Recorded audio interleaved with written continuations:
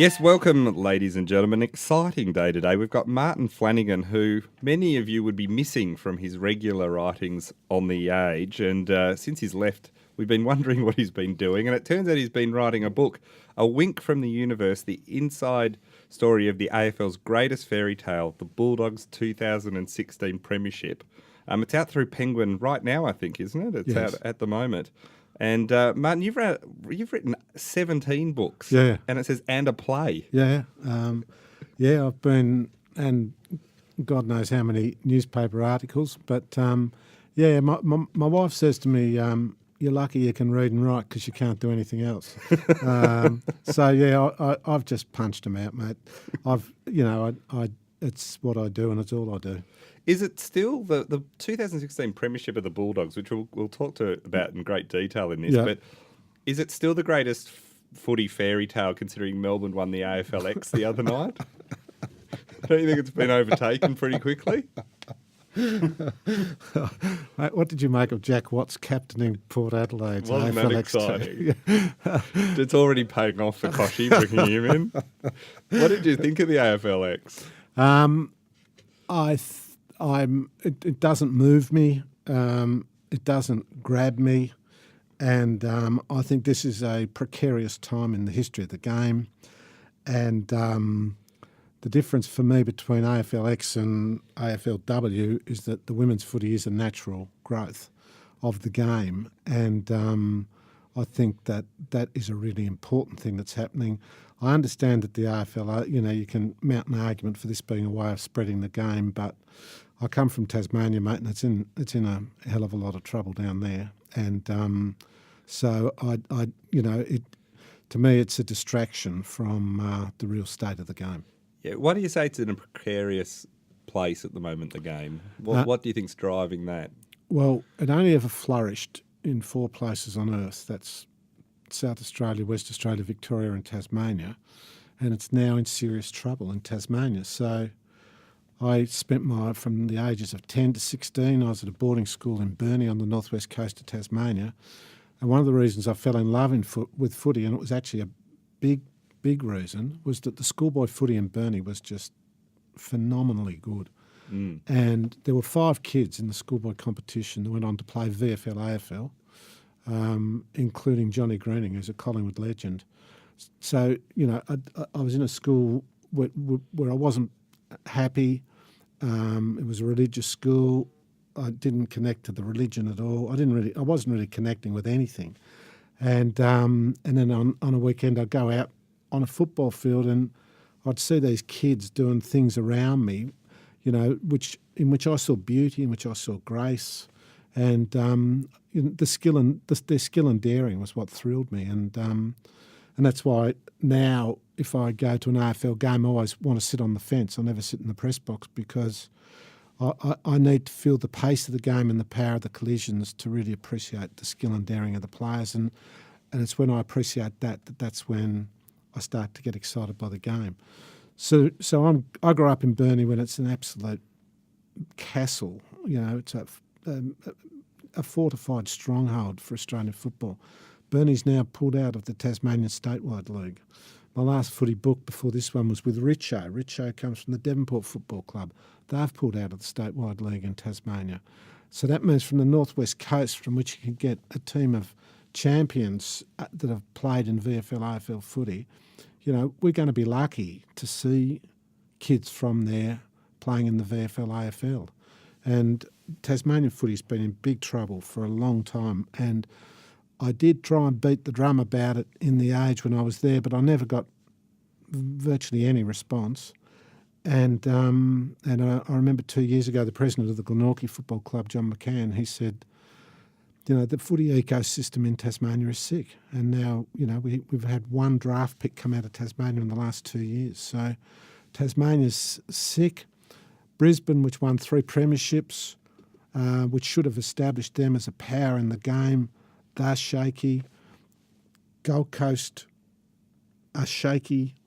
GWS, I know some of the people up there, I know that they're doing their absolute best, but, they don't seem to be making great strides in establishing themselves as a football club in the western suburbs of Sydney in the way that they would need to if they'd have survived when they haven't got a great team.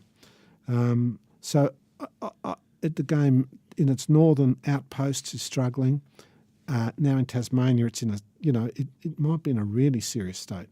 And while I was doing this book on the Bulldogs, I asked Simon Dalrymple, the chief recruiter for the Bulldogs, I said to him, is there more talent out there now or less? And he replied, less. And that's the critical thing. And I don't believe anyone with any knowledge of footy could argue that the Hawthorn team, which won the 3 flags, was as complete a football team as the Brisbane team, which won 3 flags. And we're just not getting the same amount of talent through. And you think it's also diluted just because there are more teams as well? Yeah, that's another factor. Yeah. So I kind of feel a bit with... I get part of what the AFL's trying to do in that, they want to open up new markets. And I think the idea of this international push that we're seeing through Port Adelaide in China, and we're seeing the Saints have tried New Zealand a few times, and then the AFL, Gillon McLachlan's floating the Hong Kong tournament of AFLX. And I think, well, you can't even win over Western Sydney at the moment. And like you say, Tasmania's on fire. And, you sort of, even if we assume these are all good ideas, it's easy to prioritise good ideas over bad ideas, but it's hard to actually prioritise good ideas over other good ideas and go, yeah, that's fine, that's a good idea perhaps, but we actually just need to get the few ideas we've got going to work. Yeah. And I feel like that's what's happening a little bit. They're taking their eye off Tasmania. Yeah. I personally believe they should have their own AFL team, purely because... Well, the AFL say it's not financially viable, but then neither are the Gold Coast or GWS. So it's really... A point you made very well on your Twitter feed recently. Yeah, well, the thing that bothers me about that is I would prefer the AFL came out more honest and said, we believe we've got Tasmania in the bag and therefore don't need to put a team in there, but if we put a team up in the Gold Coast, we've got a chance of winning a new market. Yeah. And they're not even being honest in saying that. Yeah. They're pretending this financial viability thing is the case. Yeah. And I think you'd find... I mean, I know Tasmania's not got the population of, say a Perth or an Adelaide or something, but it does have... the amount of people that would sign up as members tomorrow if a Tasmanian team was announced would be huge, I would assume. Way more. You can't indicate what it's like. Having your own team is so much different than having Hawthorn or North play down there. Well, my problem is that the game is now so debilitated down there that... really the only growth in the game other than women's football that's happened down there has been the Hawthorn involvement. And if you trace most football allegiances in families, they come back to premierships. And Hawthorn's had 3 or 4 while they've been in Tasmania. So they've sort of colonised the state. And if you pull them out, you risk pulling out a lot of the subsoil of the game at a time when it hasn't got that much left. Yeah. The thing for me about the AFL... I mean, a couple of things. Their delusion that they're a corporation when they're not. They didn't create the asset. They're really a bureaucracy and they operate top down. And they've had this, this fatal delusion that we had to copy American football. And we're not America. America is a mass exporter of culture. We're a mass importer of culture. And American football rests on the platform of college football, which we don't have. And we've only got grassroots and we've got elite. And we should be listening so much more to the people at the grassroots, the people who are the actual lifeblood of the game. They're the ones, like, I'm not really interested in what AFL Tasmania has got to say about footy in Tasmania. I want people, and I want journalists to start talking to people like John McCann, the president of the Glenorchy Football Club, Thane Brady, the president of the North Launceston Football Club. They're the people that can give us the best intelligence on what's happening in Tasmania and what we can possibly do to help. Well, I mean, I can understand why we would want to copy America, though. It's going terrifically well at the moment.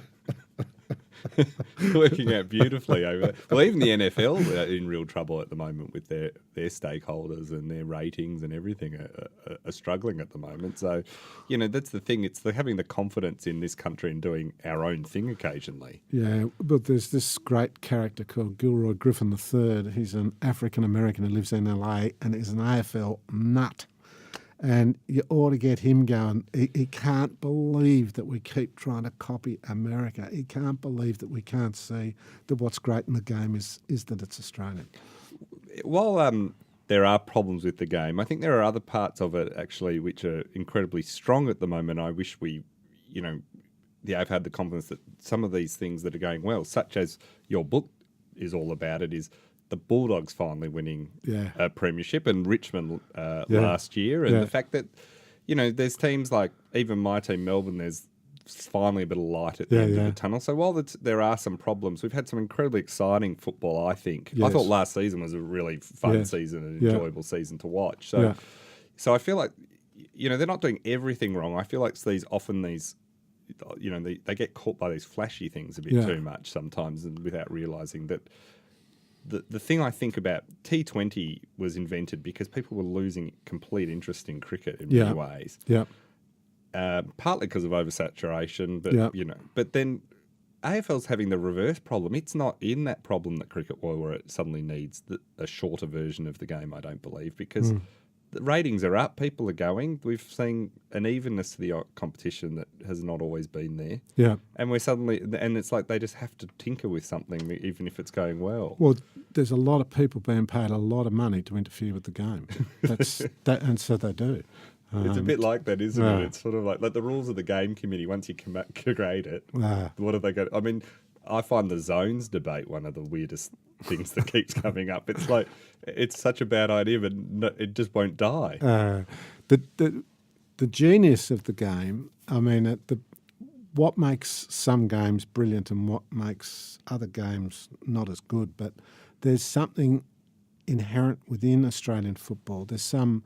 I can't define what it is, but to me, I know I'm at a great game when I stop thinking about everything else, when I don't think about Donald Trump, I don't think about global warming, I don't think about Manus Island. I'm just totally in this game. It's sort of transcendental experience. That's when I know I'm at a great game, and Australian football still does that to me. Yeah. I was reading this book of yours, so the new book, which is on the 2016 premiership. It really brought home again, and it evoked my memories of, because I was at that game at the grand final. I was at the Hawthorn game where the Bulldogs beat Hawthorn, and then also at the grand final. And as I was on the way coming in here to talk to you, I was trying to think, were you at the Richmond one this year as well, grand final? No. I was trying to sort of work out what was louder, because you had these two incredibly frustrated groups of people, and who just, even in that, both Richmond and the Bulldogs had that mythology.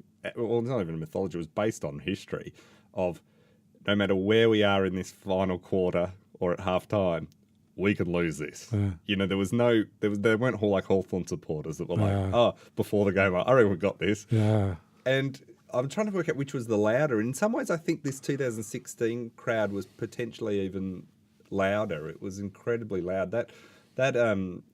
That roar from the Bulldogs fans right in that fourth quarter was amazing, wasn't it? Yeah, it's the loudest grand final I've been to. But I didn't go in 2017.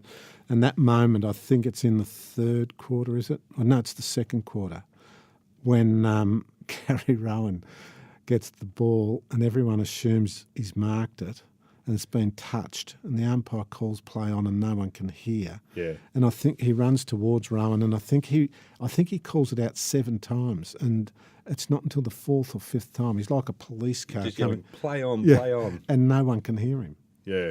That it's that loud. Yeah.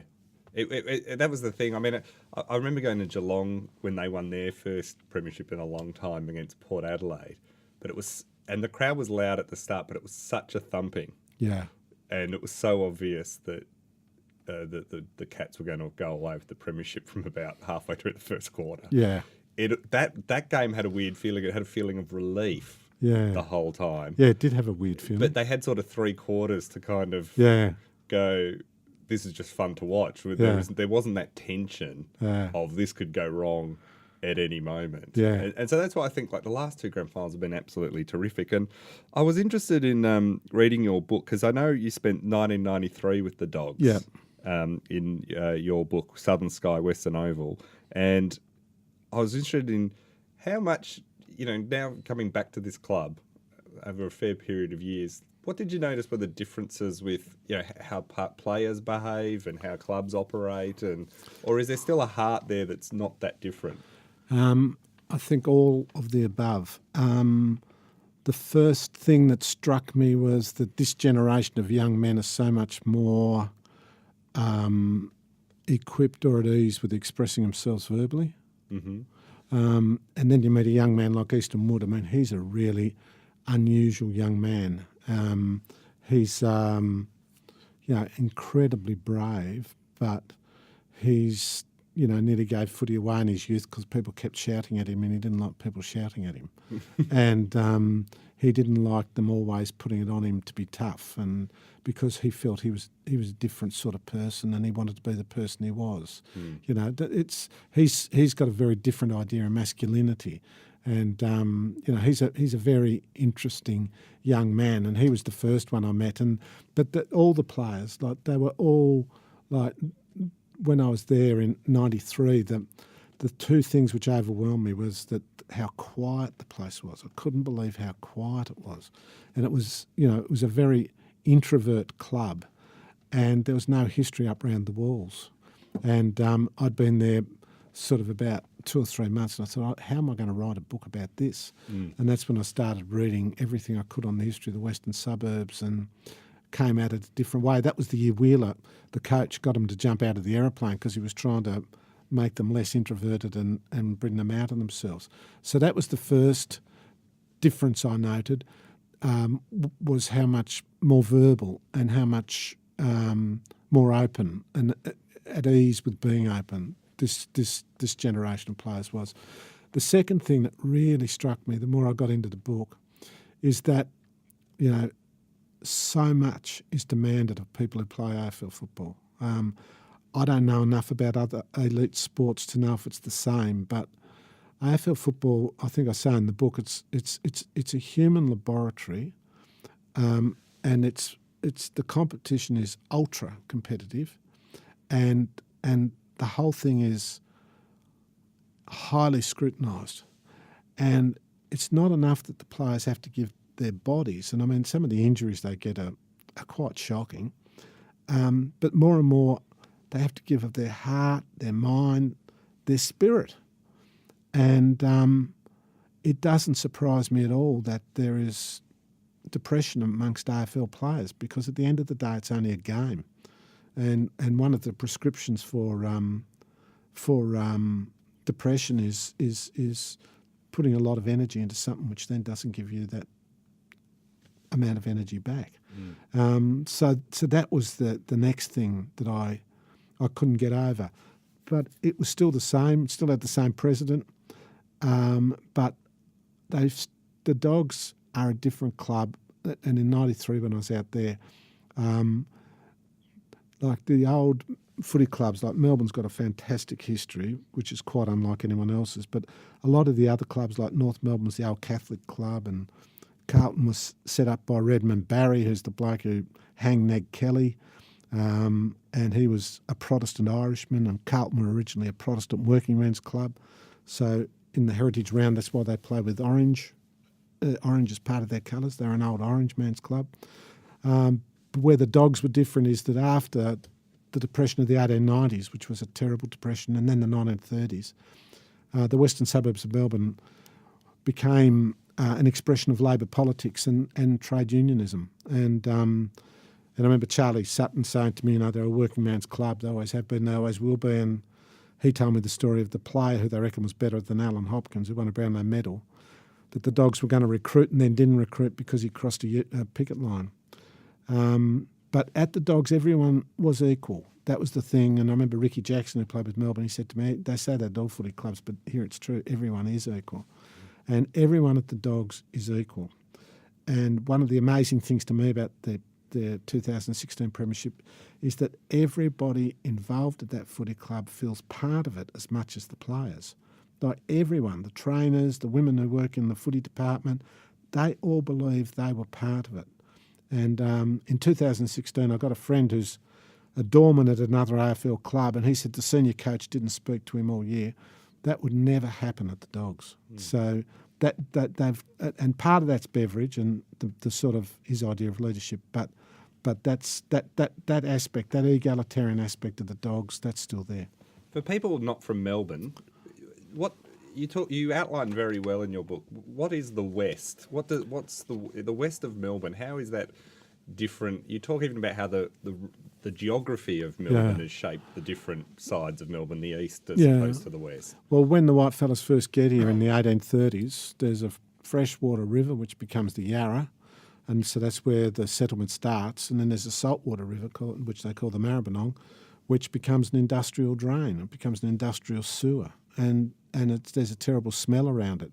And so from very early on, that part of Melbourne, the west, is considered inferior, and it's considered less desirable. And then because it is overwhelmingly working class during a period when class politics are what politics are about, it's again regarded as lesser. And that was when I did the book in '93. Terry Wheeler, who was the coach, he believed that there was an element of the psychology of the West that was self-defeating, that the people from the West didn't really believe they could win or they should win. And the person beyond football too, in life. And the person who expresses this best in my new book is Ace Arthur, the club historian. He's he's the Bones McGee of AFL club historians. He is the history of the club, and he understands all the history of the west of Melbourne. But of course, what's happened in the west is not only has it become fashionable in places, but as successive tides of migrants have come in, there are certain things they all agree on, despite their many differences. And one is that the west is a place apart from the rest of Melbourne, and there is a sort of shared resentment which crosses race, religion and gender, that the people on the eastern side think they run the show. So when the Dogs got up and running, and when it looked like they might finally win, it unleashed all these sorts of social forces. They became like wind in their sails. Because it's physically to get over to the west from the east too. You've got to go over the West Coast Bridge for people that aren't from Melbourne. And, in peak hour or even a lot, it's a difficult commute to even get over there. So it's still the tyranny of distance is still there, even though it's gentrified in parts. Yeah, well, when the Western Bulldogs obviously were originally Footscray Football Club, and when Footscray applied to come into the AFL into the VFL in the 1920s, their case was that the West was a city apart, and the West was like Birmingham and the East was like London. They were a separate city, an industrial city, and their football club would be an expression of that.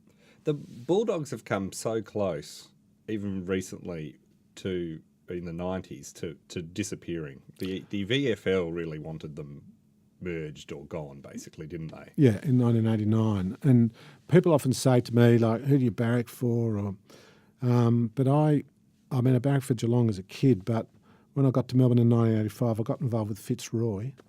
And then Wheeler came to me to come and spend the 1993 season with the Dogs, and I went out there because I wanted to learn more about the game. I wanted to learn more about the game technically, about tactics and, that aspect of the game. But what I learnt, because that was only 4 years after the AFL had tried to merge them, what I learnt was how vulnerable the game is. That's when my whole attitude to footy changed. I stopped taking it for granted because I saw that it's culturally fragile, and that and so ever since then, I've tried to barrack for footy, and so that's why this story mattered to me, because I think it is the greatest footy story, and I know that Richmond people would disagree, but I think there are factors in this story which make it even more marvellous than what happened with Richmond in 2017. You outline very well the forces that have built up that were released by winning this premiership, from the social to the various ones. And one of the ones you'd mentioned quite clearly, and looking back, I think its importance can be missed, is Chris Grant's decision to actually stay at the Bulldogs. Yeah. Perhaps you could tell a bit about that story and how close he actually came to leaving and what it meant him staying at the club. Well, you've got a club which is very nearly gone in 1989. that has a renaissance, wins 2 Brownlow medals, makes a preliminary final under Wheeler, and there's this great hope that the club's going to take the next step. But instead of going up, it goes down. And, during the fight back around 1989, it had appeared like an alternative vision for the Australian game. But now, once again, it was in financial disarray, and a large number of their players were out of contract. And Chris Grant was the gem. He was the great talent. He was tall, he was strong, he was mobile, he was brave, he was skillful. He was exactly the sort of player that you could build a club around.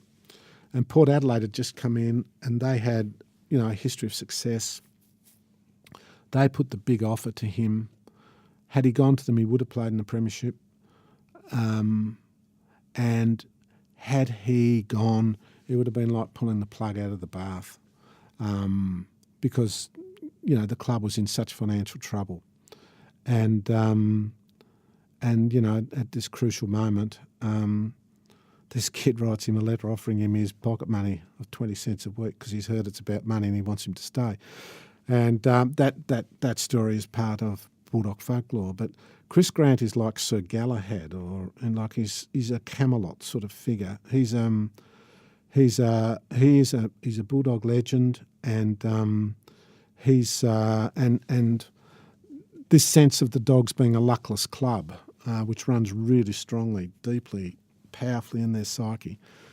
Grant's the sort of player that they originally struck the Brownlow medal for. He's the fairest and best. And in 96 or 97 he wins it, but it's taken off him. And it's not because an umpire reported him for an offence, it's because an AFL official ordered an investigation and he's done for reckless conduct. And it costs him the Brownlow. And that just sort of symbolised a whole view of the history of the club. But he continued to play on, and he continued to be a great player. And yeah, he's got a very special place in the history of the Bulldogs. And you think if he'd gone, it would have been pretty close to a death knock to the club? It certainly had the potential to be that. Yeah, because it does come through. I remember that the time there's a real sense of injustice, and it was that thing that the AFL have never been seen as good friends of the Bulldogs. No. And so there's a real sense of that. We might get to that later when they go up and play the Giants, too, because that was an interesting one there. One of the things that comes across in the book really well is you call your love of the game and this club. Yeah. And also your particular love, I thought, came across in large amounts, both for Luke Beveridge and for Bob Murphy. Yeah. You describe as the Lennon and McCartney of Australian football. Why do you call them that? Well, it's the Beatles actually did a song called Hey Bulldog. I thought of calling the book it, but I didn't think many people would necessarily get it. But to me, the whole 2016 Bulldogs premiership, it's just a happy story. The world is not a very happy place at the moment, but it's just a happy story. And here you've got this club, as their club historian said, no one expected us to win it in 2016, not even us. And then you get this coach who comes in, who appears to be a very ordinary sort of bloke, but isn't. And he successfully, somehow or other, he creates a culture around his team which excludes the history of non-success that the club's had, which might be more simply termed failure. And he protects them from that. And he's also a storyteller. And he starts telling stories that are quite fantastic. And as the season goes on, what happens starts becoming fantastic, and his stories are as real as what's happening to them is as real as the stories he's telling them. And they go on this magic carpet ride. And at the same time, they've got this fella, Bob Murphy, who's a great player, and he's been such a part of this revival, and he's been a captain that's absolutely suited to the club and to the moment. then he gets robbed of his chance to play in a grand final and a premiership, but he remains this wonderful, positive presence around the team, and the two of them, what they create between them and that others buy into, like Easton Wood was marvellous, Jordan Roughhead, Dale Morris, Matthew Boyd. It was a team with great elders, but just as importantly, the young champion of the team, the 20-year-old Marcus Bontempelli, he buys into it. And that's sort of what completes the circle. But I think that what Bob and Luke Beveridge did, I don't know of anyone who's ever created what they created and overcame as much as they overcame to get the Bulldogs from where they were at the end of 2014 to winning the flag in 2016. I thought that moment where, live seeing it, was when Bevo gave Bob the medal, was one of the pure, just joyful moments in football I've been part of. Yeah. And true emotional moments. I was there when Teddy Whitten did the lap Yeah. State of Origin, and that was similar. But it's the only one I can think of where it's just moves you on that massive emotional level, not connected to winning or losing. Yeah. And it really annoyed me afterwards when people tried to make out it was either premeditated or over the top or anything. It was like people just can't let something be great just because of what it was. And people started to get into, well, what's the precedent? Should we make him another medal? Yeah. And it was sort of a bit, just let the moment be. These are things that are organic and unscripted. Yeah. You can't do this again. It's not going to be repeated. Yeah. No, but I think what you just said is entirely true. We don't just open ourselves to the wonder of moments and just accept them for what they are. And I remember hearing when, some earnest flog on radio saying that Beveridge should be given another medal. And I'm thinking, why would you do that? You devalue the gesture because the sacrifice involved in what he did is what gave it the meaning. And but it was just a superb moment. And one of the things that amazed me was how many people got it. Like people who don't really know much about footy, they got that moment. And I think I say in the book, at one level, there is no inside story to the Bulldogs 2016 premiership because at that moment, everyone got it. Everyone understood something different had happened at the Bulldogs. There had been some different spirit at work, and this was a very public recognition of that spirit, but it was still done so well. It was done so simply and so deftly and without cliches and without excess. And, it was a marvellous moment. I did laugh that I talked to Bob about this once because he gave the medal, tried to give the medal back to Beveridge next morning, saying, I don't really feel it's mine. And Beveridge said, well, I can't take it back because I gave it to you. And so I can't take it back either. So they've put it in the Bulldogs Museum. And I said to Bob, is it possible just no one wanted this medal? Because it got passed around. But it was a great moment, and I thought that was something that lifted it. Amazingly in this book, and for whether you're a Bulldogs fan or just a fan of football, and this perhaps shows how Luke Beveridge thinks a bit differently to most people, he gave you access to all his diary and materials for the whole 2016 season. He just handed them over and said, they're of the moment. They're not useful for the future, which I don't necessarily agree with. I think they're very insightful. But you have quote from it quite a lot. There's sections in your book which really brings to light how much of an attention to detail person he is. Yeah, well, to human relationships too, not just to the football. Yeah, there's many things I could say about that, but one of the things I felt reading them was what a lonely job he had. From the moment he arrived at that club, he was about winning a premiership. And while everyone would say that's what they were on about, the percentage of people at the Bulldogs who actually believed they could win it, that would be minuscule. I'm not saying he was the only one, but by gee, there weren't many. So he, apart from everything else, he had to carry that belief through everything.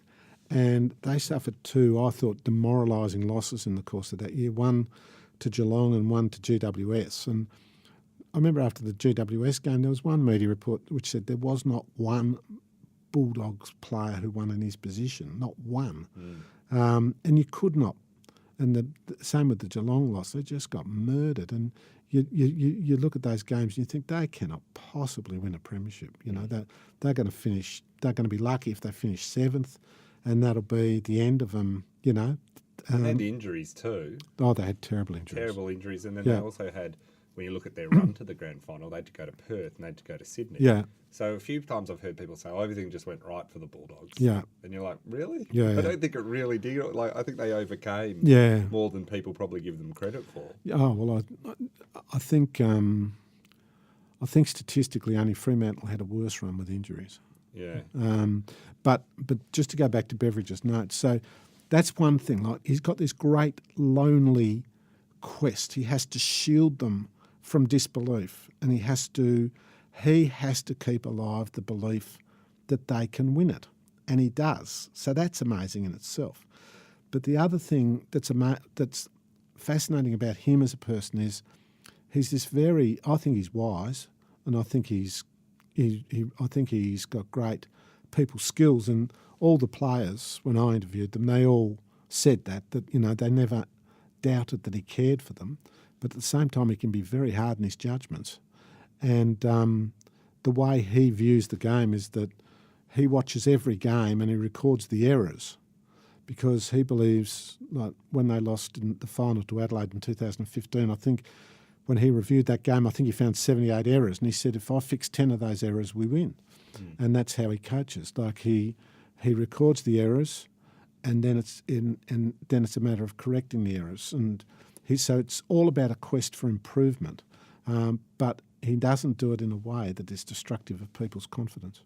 I think that's the difference. You know, a pessimist notices all the problems and thinks it's going to drag you down. An optimist sees all the problems but thinks they can all be overcome. Yeah. And that's what it really struck me with. Yeah, no. He looks at like it's good to identify problems because we can work on them. Yeah, that's exactly what he does. I thought one of the bits in the book I enjoyed most of all was when you asked him which coaches from your playing days influenced you. What did Beveridge say to that question? None of them.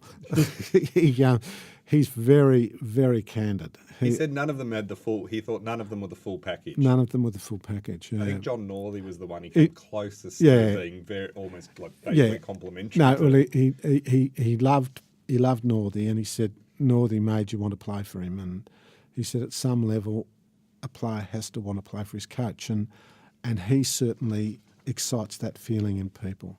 Yeah, but he can be his candour can shock you at times. Bob Murphy really comes across how much you enjoy talking to him as much as anything else, as well as his football. And interesting his approach to the Adam Goodes booing incidents that went on. Yeah. And I remember going up and talking in Sydney the week Adam Goodes sat out a game. Yep. I was in Sydney doing a gig for the Sydney Swans. Yep. And remember just the white hot anger up there around that club, which to this day has not subsided. No. And Bob Murphy really was one of the few players on a large scale that came out and really actually went quite hard on that issue, didn't he? Yeah, well, I think his record in the game, I mean, I've got this award I give out, the Tom Wills Award, but I gave it to Bob because he's been a terrific player. I loved watching him play. I loved the way that after Beveridge took over and they went from an essentially negative game plan to a positive one, and Bob was the player. He was like, they were like the band and he was the bandmaster. He kept the tempo. He played the tempo. And he had a fantastic year in 2015, and he was runner-up in the best and fairest, and he was All-Australian captain. So that's high praise. So that's for him as a player, then for the part he plays in the revival of the club, and then when the Adam Goodes thing came along, which was a great challenge to the game. There'd been a consensus on the issues of race since Michael Long, and now suddenly it was broken, and we're into this whole new period, which I see as sort of being Trump-era sports politics. But I was firmly of the view that the only people who could stop the booing were the players, and like people calling on the AFL to do anything. Well, the sort of people who were doing the booing weren't going to be persuaded by Gil McLachlan, and they weren't going to be persuaded by me. I mean, I'd been writing what I thought on racism for 30 years. I mean, there was nothing that I was going to say, but you can't love footy and not respect the players.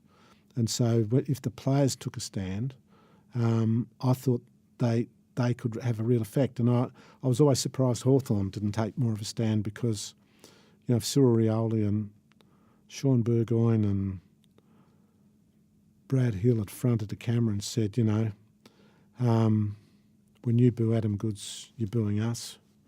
We represent you. We're asking you to represent us. If then a number of their white fella teammates had come in and stood with them, as I'm sure someone like Jared Ruffhead would, I reckon that could have been really powerful. But that didn't happen.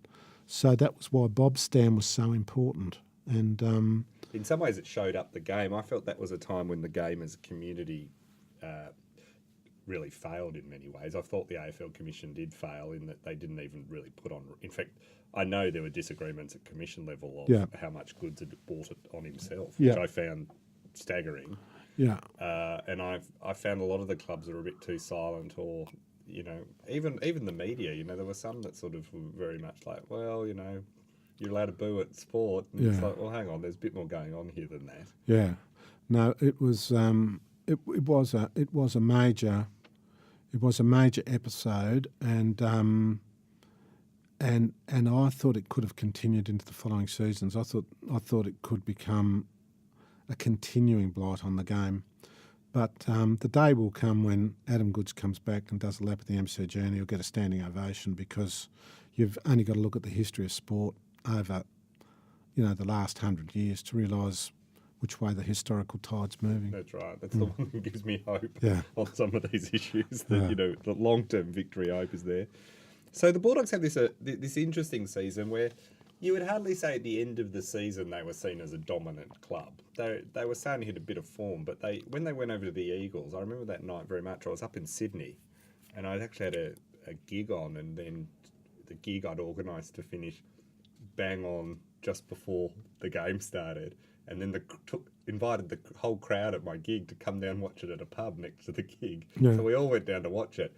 And I can remember it really vividly, because the assumption was the Eagles would probably win over there. There was no position here where it was like, the Bulldogs are the favourites, was there? It was the complete opposite. I think even the betting had them, the odds had them different as the underdog and everything. I'd put it more strongly than that. They were at 67-1 to win the flag. Yeah. I mean, they were given no chance at all. And making it even past that first game. Really. Yeah, they were given no chance. And their recent history in Perth was terrible. They'd had average losing margins of 70 points. There was nothing. There was no logic which suggested they could win it. And then you get this miraculous period. They lose the final game to Fremantle, who I think are 16th. Yeah, who'd been terrible that year. Terrible that Truly year. Truly terrible. And their best players are all out injured, and they've got this 2-week period. And that's when the magic occurs. But it's very hard to say exactly what that magic was, but you can point to certain factors which played into it. That night, they just felt they talk about this all the time, commentators, but often they're just being lazy. But for the first time, it really was a sign of a team just being on as a whole team. Yeah. They were just... The Eagles had to play at their best because the Bulldogs were giving them absolutely nothing anywhere. Yeah. And it just clicked from early on. Yeah. And it was like we'd gone into a different world, basically. Well, yeah, they did go into a different world. And one of the interesting things is a number of the players remember having this conversation in the day leading up to the game. One of them would say to the other one, on a bus or walking down the street to get an ice cream the night before the match, one of them would say to the other one, I think we're going to do well tomorrow. I think we're going to win. And another one would say, yeah, I'm feeling that too. And Lin Jong, who's a very calm, practical young man, he said, I would not have known that feeling existed if I had not felt it. And so by the time they actually get to the game, despite the fact that no one gives them any chance, they actually genuinely believe they're going to win it. Yeah. So the power of belief right there. Oh, I think the power of belief's an enormous part of their story. I think what they had they had an incredible spirit, and it's Beveridge and it's Bob, but it's also Eastonwood and, the other players I've mentioned. And then the fact that when push came to shove, every one of their players was in, and every one of them played to the maximum of their abilities. But they then go and play Hawthorn, and Hawthorn were at the time the Hawthorn. Yeah. It was seemed like, well, they've done well, but are they going to get past this next one? Yeah. And the shock of that one, I remember being at that game, and the shock of what they were doing to Hawthorn was amazing. Yeah, well, so that was a marvellous game, because there are moments in that match where Hawthorn play really well. They get a couple of end-to-end goals without the Bulldogs touching the ball, and you think, here they go, here they go, here they go. But the Dogs keep coming. And there's a moment in the second quarter where the Dogs have taken over the midfield, because that's Marcus Bontempelli's coming out, is that final. That's where he takes the mark where he knocks over Hodge. Yeah. Which was at the moment, I remember in the moment knowing it was a big moment. Yeah. You often look back and you attribute. Yeah. Because you know what happens. Yeah. But I knew that watching that young player just brush aside Luke Hodge. Yeah. And you're like, I mean, it was already getting towards the tipping point of Hawthorn going downhill. But you didn't quite know you were there yet. No, you didn't. That was a moment you just suddenly went, oh, hang on. Yeah. Like he's brushed aside a champion of the game. Yeah. So by the second quarter, Bontempelli, I mean, he's only 20 and he's commanding this game. Hunter, who's an ease, you don't underestimate Hunter as a player, and Libba, whose contribution is enormous during those finals. They've taken over the middle of the ground, but they've got no forward line, and that they are controlling it, and they're just trying to belt down the Hawthorn defence, and the only player they can play, their key forward is Josh Dunkley, their youngest player, and a bloke with a wonky kicking action, and he's their key forward, and they get the ball to him and he misses, and they get the ball to him and the commentators go, he's got to get this one, and he doesn't. And they get the ball to him the third time. I think it's Libba gets it to him, and he goals, and they're back in the game. Yeah. Just there. But Bontempelli, I mean, when people compare Richmond and the Dogs, like Richmond had the All-Australian captain at full back, they had a Coleman medalist at full forward, and they had two Brownlow medalists in between. The Dogs have got a bloke who didn't get one senior game at Geelong in 3 years at full back. They haven't got a full forward. They changed their rucks there, which they used to do in country footy when I was a kid. They've got a 19-year-old playing his 11th game at centre-half forward, who has never played in the forward line until about half a dozen games before. And their midfield champion is 20. He's a 20-year-old. Yeah. And their ruckman is a converted full back who doesn't even know he's playing in the grand final until 10 o'clock on the morning of the day. The actual day. Yeah. They then sets up this match where they're playing the Giants. Yeah.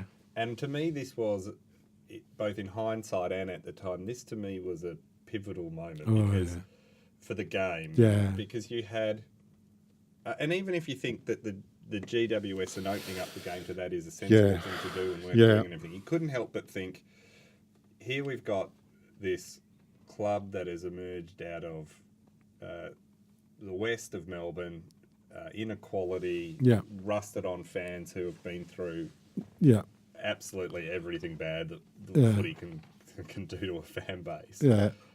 Suddenly, with a moment of potential hope, have to go up and play what is seen as this, as Danny McGinlay says on his banner, invented in focus groups, only been around a very short time, has very few fans. Even if I think some of those fans are actually quite passionate, because to turn up to GWS games every week, when there's no one there is kind of amazing. But I suddenly felt like if the Giants do win a premiership in the next few years, or if it's over someone like a Hawthorn, someone that's won relatively recently. Yep. But I thought if they beat the Bulldogs and stop the Bulldogs getting into the grand final, the sense of the game is sort of not for us, that the system is rigged, I thought was going to be palpable. So it was a pivotal moment for me. I think I know the AFL were actually incredibly weirdly relieved that the Bulldogs actually did win that game. They Yeah. were actually very worried about what would have been the outcome. Yeah. That was the sense I got from that game. Yeah, well, I think everything you say is true, and certainly Danny McGinley, that was his finest moment or his most provocative moment, but his banners throughout the year contributed to this sense that the Dogs were a happening club. Something different was happening there because, suddenly footy banners are funny and they're politically pointed, but that one where I think our club was born of blood and boots, your club was born in AFL focus groups. Yeah. That's got to be the most political footy banner ever, I reckon. So that goes up. The Dogs, as you said earlier, the old Bulldog supporters, they think the AFL tried to do them in and would do them in again. And the rumours swept Melbourne, that they're not going to get in, and then the microphones are going to be put among the GWS supporters to make their support louder. And then Peter Gordon's called for him to take the atmosphere of Whitten Oval to Spotless Stadium, and they've travelled in buses, and the biggest number of them to ever travel interstate in the club's history. You capture that bust trip, and you capture these characters around the club, really well. Yeah, and so they get up there, and then they run out. I remember Jason McCartney saying to me, he heard booing and he looked up, he thought the Dogs had run out. And it was GWS that were being booed on their own ground. And then the Dogs, when the Dogs come out, Marcus Bontempelli actually laughs. He says it's like playing at Etihad. They were that loud. They were that loud. And then that game is one of the classics. That game is one of the great the Giants, they played amazingly well.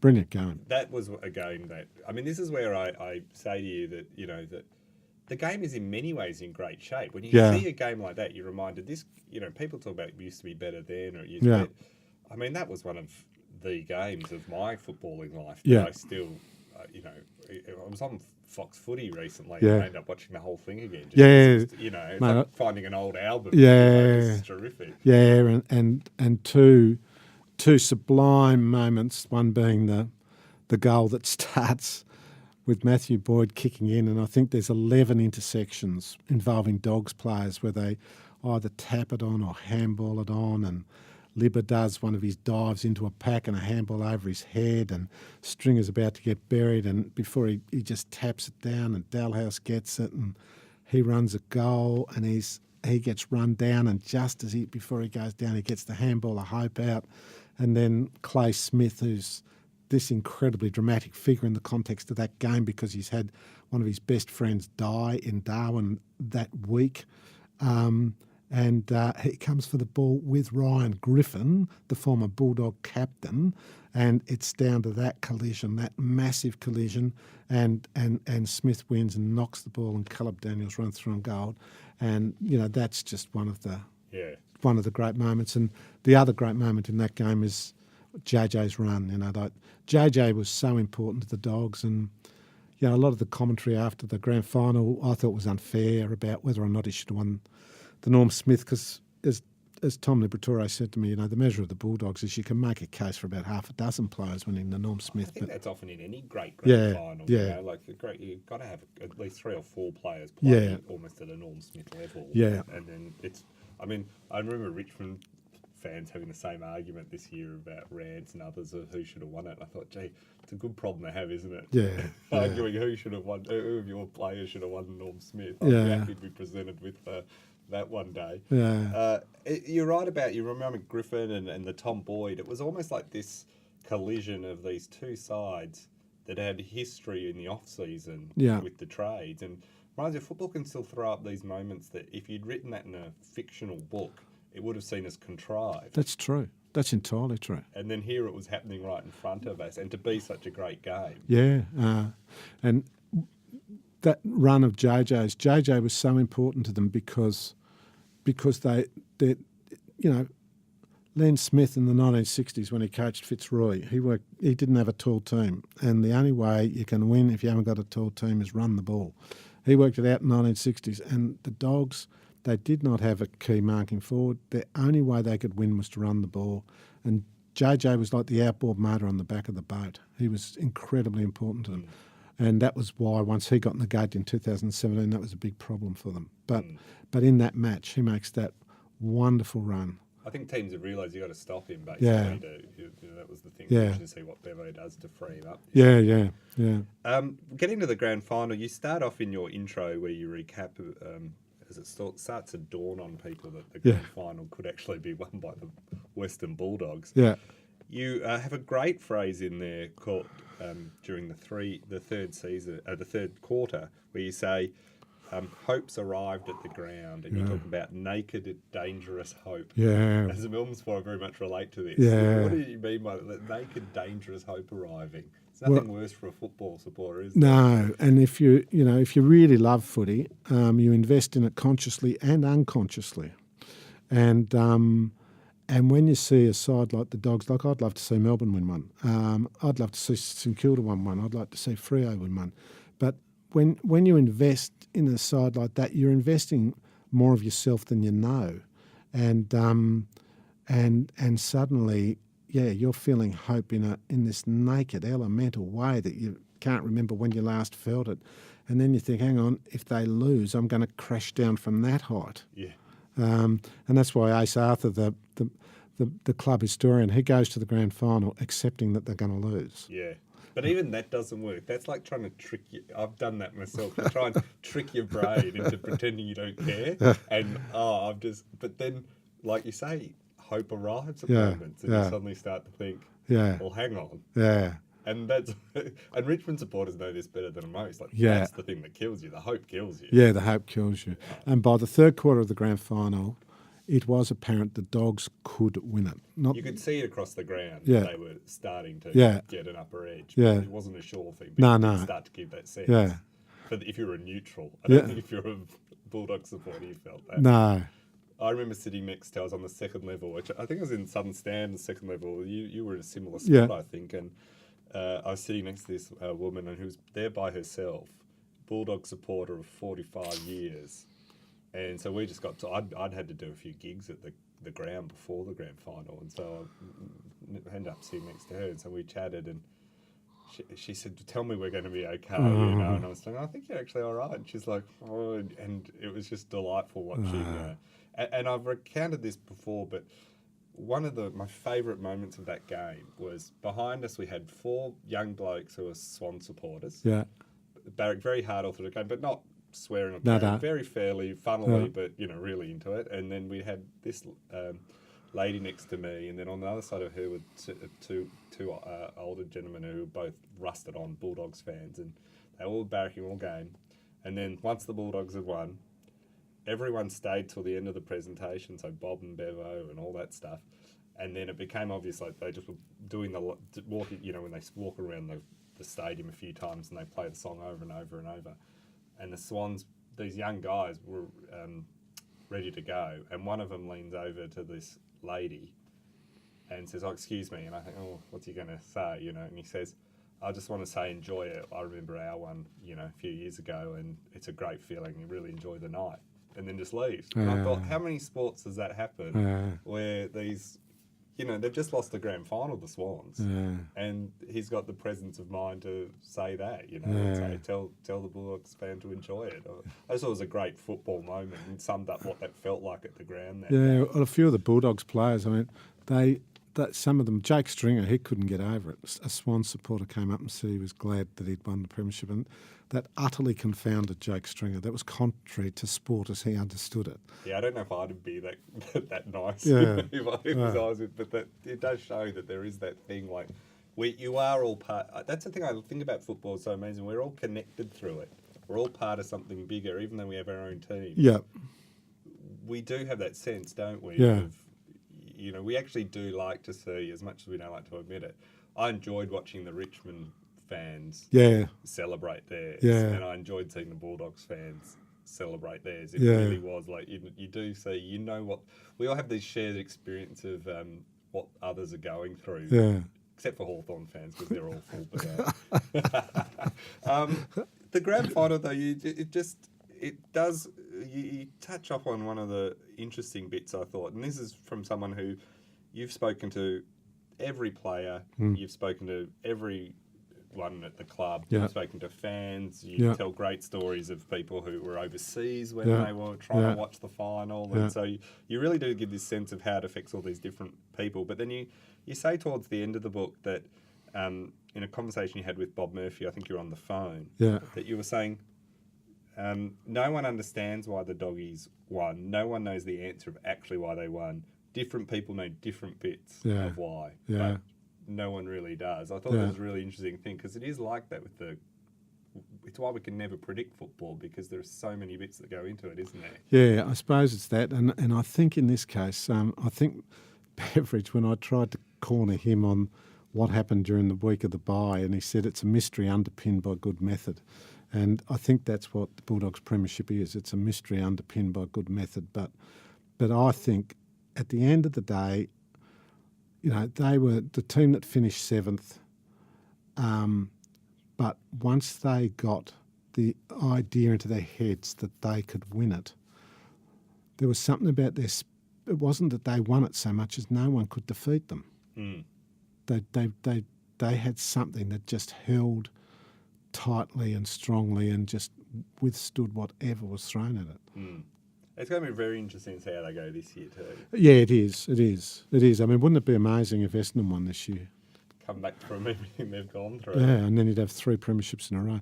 These last 2 premierships, I think that they have been the product of teams or clubs creating this heightened sense of brotherhood. Yeah. Stories have been a big part of it, but the key ingredient, and interpersonal honesty is a big part of it, but the key ingredient is that everyone has to buy in. And one of the great things about what Richmond did, in my opinion, is they got Dustin Martin to buy in, and he was their best player, and he's in, and then, that's, and that was the problem with Stringer. Stringer didn't quite get what was involved in buying. What I find, what I love about AF or Australian rules as a sport, Yeah. probably beyond all others. Same here. And I'm a huge sports fan. I like all sports in many ways and can see the interesting parts of all of them. But Australian rules on the field at that one time, you have to have all 18 pieces working Yeah. well. Yeah. You can't just in basketball, for instance, you could take LeBron James, and they've shown this, and put him on almost any team, the worst team in the NBA tomorrow. And because there's only 5 on the court, and he can have a disproportionate impact and will almost certainly drag that team at least into the playoffs, if not to the finals. But in Australian rules, you just can't do that. You can put the best player in the game in the worst team, and the other team will just tag them, and they'll just run over the top of them. It really is a true team sport, and you see that when teams start to decline, like Hawthorn, suddenly a bunch of players that everyone thought were terrific, because they're not playing in that same way and have lost a few key pieces, suddenly everyone looks all ordinary. So you either all look great or you all look ordinary. It's very hard to play that selfish game or have that because of that reason. I think it's one of the exciting things, and that's what I felt with the Bulldogs and Richmond. They both got that point. Yeah. And it's why all us experts who look at what's on paper on the team sheet find it very hard to understand it in advance. Yeah. Well, and that's why, just as you said, it'll be very interesting to see what the Dogs do this year. It's going to be very interesting to see what Richmond do. Yeah. But it's certainly easier to maintain if you've got great players. Yeah, that's absolutely right. But you need all those players playing too, though. Yeah. The good players, if you don't have them at all, Yeah. you're going to really struggle. But, Yeah. I just look at that Richmond side. They just were so overwhelming in their tackling and endeavour in that. Yeah. And peaking at the right time, of course, is incredibly helpful. Yeah. Well, it's been a pleasure having you on, and I'd love to have you on again to talk about other things as well. But the book is a wink from the universe, the inside story of the AFL's greatest fairy tale, the Bulldogs' 2016 premiership. It's got astounding access to for with having Beveridge's notes and the interviews and everything. I mean, just amazing. If you're just a football fan, the insights you'll get out of reading this are quite amazing. But then it also is just a terrific. It's a time capsule, really, of how this victory affected a whole range of people, how it came about, and how it got. And You must almost be missing the club a little bit. I feel like Yeah. family after writing this. Well, one of the problems with writing it was that to write a book like that you need detail, and I'd go to these people for detail, and at one point I say it was like trying to write a book on Australia, and every time you asked someone for information, they stood up and sang the national anthem. Right.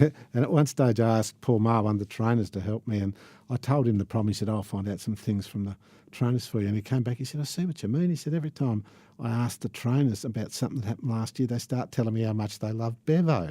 And like when I go out to Whitton Oval, I get stopped by people and they want to tell me their family history through the prism of Bulldog. Yeah. And it goes back generations, and they want and it was like there's a bulldog dreaming that comes out of that place, and it was animated, and out it came, the spirit, and it embraced so many people. So I got two ambitions for the book. Because it was such a happy story, I hope that when people get to the end of it, I hope it's a happy book, and I hope they get happiness out of it. That I really hope. And the other thing I hope is that when they read it in 10, 20, because my last book on the Bulldogs was written 25 years ago, when they read this one in 25 years ago, they get a rush of memory about what happened. And let's hope the Bulldogs have won another premiership by Yeah, the time they sit yeah. down to do that. Yeah. But an absolute pleasure, and I'd love to have you on again. Thanks for coming in. And no, doing well, it. I'm a big fan of yours, mate, so it'd be a pleasure to be there. Cheers, thanks. Thank you.